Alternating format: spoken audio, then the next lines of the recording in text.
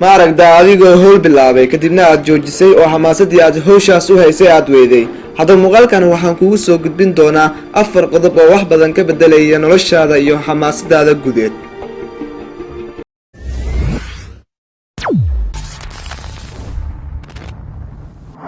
xamaasadu waa mid ku saashay inaadan istaagin, inaadan isjiibin, horeyna u socoto. Nambarka koowaad oo ah inaad lahaato go'aan. waayo haddaanay go'aan qaadasho jirin waxba ma qaban kartid. waxaa jirta oraah dhehaysa waxaa guulaysta qofkii go'aansaday inuu guulaysto.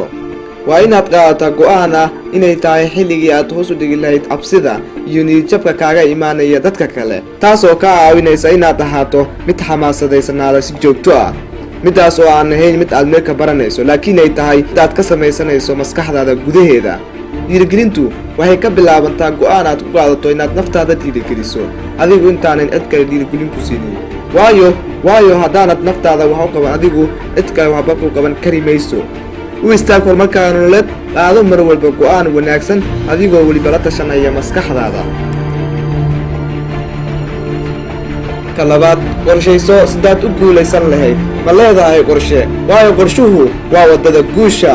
qorshe la'aan wax walba waa isku qasmaan, culayskoodna yeeshaan. yeelo qorshe qeexan oo ku qodoma wakhtigaad haysato. suurtagal ma tahay inaad u safarto magaalo aadan garanayn magaceeda iyo dhanka ay kaa jirto iyo weliba masaafada ay kuu jirto? waa may. haddaba qor waxaad doonayso inaad noqoto, sidaad doonayso inaad u gaadho, habkaad ula tacaalayso wixii kaa hor yimaada iyo weliba goortaad rabto inaad gaadho. balaan ma ii degsan yahay aan ku guulaysan karo? balaan ma ii degsan yahay aan noloshayda ku wada? haddii qorshuu shaqaynayna bedel qorshahaaga ee habedelin hadafkaaga. balse waxaa muhiima mar walba inaad lahaato qorshe, waayo qorshuhu waa waddada guusha.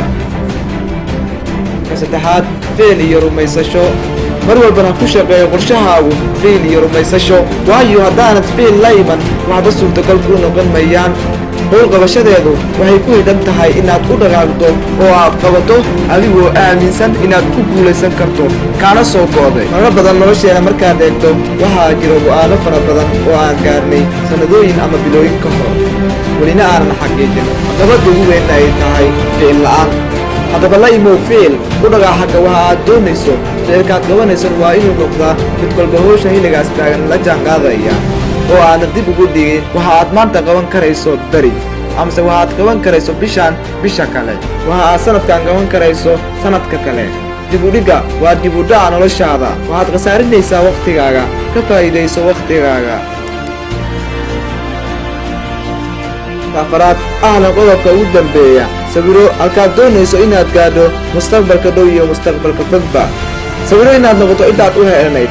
ka fikir adigoo gaadhay meeshaad rabtay, deetana dib u yar eeg howlahaas soo qabatay ee aad ku guulaysatay. hawshuna ay tahay mid fudud oo aad ku guulaysan karto sidaad kuwii horeba u soo guulaysatay. hana u oggolaan in dadka kale ay ku niyadjabiyaan. haddaba ku dhiirigeli naftaada inaad tahay qof wax qabsan kara, guulaysan karana. waxaa hubaal ah inaad is arki doonto adigoo dul jooga xariigii guusha.